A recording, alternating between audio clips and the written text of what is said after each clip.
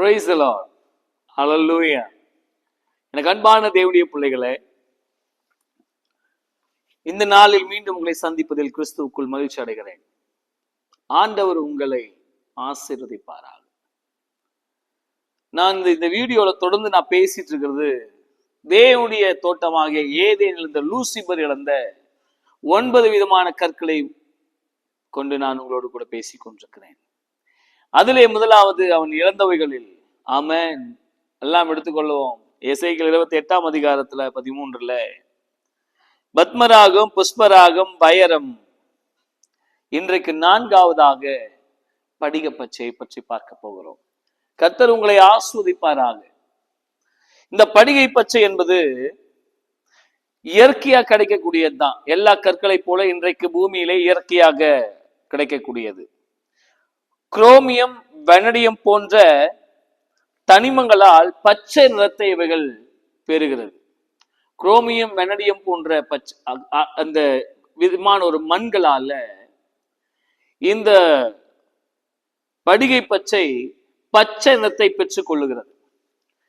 இது சாதாரணமா அதிகமா எதுக்கு உபயோகப்படுத்துவாங்க இந்த படிகை பச்சையை அப்படிங்கிற இந்த விலை உயர்ந்த ரத்தினத்தை அப்படின்னா, அது இருதயத்திற்கு ரொம்ப நல்லதுன்னு சொல்லுவாங்க. படிகை பச்சை என்பது இதயத்திற்கு ரொம்ப நல்லதான். அந்த அந்த அந்த மோதிரத்துக்கும் அந்த வெளிவந்த படிகை பச்சைங்கிற கல்லுக்கும் நம்முடைய ஹார்ட்டுக்கும் உள்ள ஒரு கனெக்ஷன் ரொம்ப இதமானதுன்னு சொல்றாங்க பூமியில. இந்த படிகை பச்சையை தேவன் லூசிபருக்குள் வைத்து படைத்திருந்தார். அது அழகாக மின்னக்கூடியது. எப்படி ஸ்தோத்திரம் பத்மராகம், புஷ்பராகம், பயரம் மின்னுகிறதோ அப்படியே படிகை பச்சையை மின்னக்கூடியது. இதயத்துல ஸ்தோத்திரம் ரொம்ப நல்லதுன்னா அந்த கலர், அதனுடைய ஸ்தோத்திரம் அழகு ஒரு மனுஷனை மிகவும் கவர்ந்து இழுக்கக்கூடிய அழகுடையது. அதற்கு நிகராக தேவன் எதை மனுஷனுக்கு கொடுத்தார் பாருங்கள். கலாத்தியர் 6ஆம் அதிகாரத்துல 22வது வசனத்துல வாசிக்கிறோம், அன்பு, சந்தோஷம், சமாதானம், நீடிய பொறுமை. ரொம்ப அழகான வார்த்தை இல்ல? நீடிய பொறுமை. நீடிய பொறுமை என்பது மற்றவர்கள் நமக்கு கொடுக்கும் உபத்திரவத்தில் நாம் சகிப்பு தன்மையை கொண்டிருப்பதுதான் நீடிய பொறுமை. எப்படி இந்த படிகை பச்சையானது, ஆமென், குரோமியமும் வெனடியமும் சேர்ந்து ஒரு கலரை உண்டாக்குகிறதோ, அப்படியே நீடிய பொறுமை என்பது சகிப்பு தன்மை, போராட்டத்தின் ஊடாக நமக்கு கிடைக்கக்கூடியதுதான் ஸ்தோத்திரம், நீடிய பொறுமை. சகிப்புத்தன்மையின் மூலமாய் கிடைக்கக்கூடியதுதான் நீடிய பொறுமை. இந்த நீடிய பொறுமை நம்முடைய இருதயத்திற்கு ரொம்ப நல்லது.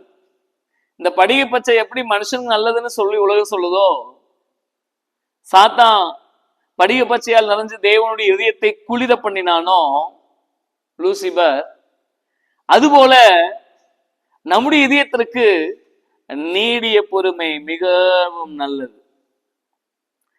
ஆமென். பெருமைக்கும் பொறுமைக்கும் வித்தியாசம் இருக்கிறது. பெருமை என்பது ஒரு எலும்புருக்கி வியாதி போல, நீடிய பொறுமை என்பது நம்முடைய எதிர்காலத்தின் ஆசீர்வாதம். ஹல்லேலூயா.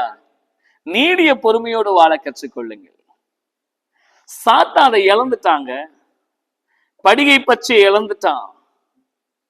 படிகை பச்சை இழந்ததுனாலதான் அவனால தேவனோடு வாழ முடியல. ஆண்டவர் சொல்றாங்க, அதுபோல நீங்க நீடிய பொறுமை இழந்துடாதீங்க. இதயத்துக்கு ரொம்ப நல்லது. ஏன் சொல்லுங்க? உன் இதயத்திலே தேவன் வாசமா இருக்கிறார். உன் இதயத்தை எனக்கு தாய் என்று சொன்னாரே, அவர் உனக்குள் வாசமா இருக்கிறார். எனவே கர்த்தர் இன்றைக்கு உங்களை பார்த்து சொல்லுகிறார், நீடிய பொறுமையாயிருங்க. சாத்தான் இழந்துட்டான், உங்களுக்கும் பொறுமை இருக்கக்கூடாதுன்னு நினைப்பான். என் பொறுமையை சோதிக்காதன்னு சொல்லுவோம்ல, என் பொறுமையை சோதிக்காதன்னு சொல்லுவோம் இல்ல? அந்த மாதிரி உங்களை பொறுமையா இருக்க விட மாட்டான் சாத்தான். எப்பவுமே ஒண்ணு பெருமையா இருக்க வைப்பான், இல்லைன்னா பொறாமையில் இருக்க வைப்பான். பொறுமையில் இருக்க வைக்கவே மாட்டான். பெருமை, பொறாமை சாத்தானுக்கு ரொம்ப பிடிச்சது. ஆண்டவருக்கு ரொம்ப பிடிச்சது. உங்க இதயத்துக்கு ரொம்ப நல்லது என்ன தெரியுமா? நீடிய பொறுமை. பொறுமையாக இருங்கள். பொறுமை உங்க வாழ்க்கையோட இதயத்துக்கு ரொம்ப நல்லது, உங்க ஆயுசுக்கு ரொம்ப நல்லது, உங்கள் குடும்பத்திற்கு ரொம்ப நல்லது. பொறுமை ரொம்ப நல்லதுங்க. அதனால பொறுமையா இருங்க. எப்பவும் பொறுமையா இருங்க. எல்லா சூழ்நிலையும் பொறுமையா இருங்க. ஆமேன். பல பிரச்சனை வரணும், பல பிரச்சனை வரணும். அப்பதான் படிகை பச்சைக்கு அழகு கூடும், நமக்கு பொறுமை கூடும். ஆமேன். கர்த்தர் உங்களை பொறுமையால் நிறைத்து ஆஸ்வதிக்கட்டும். God bless you.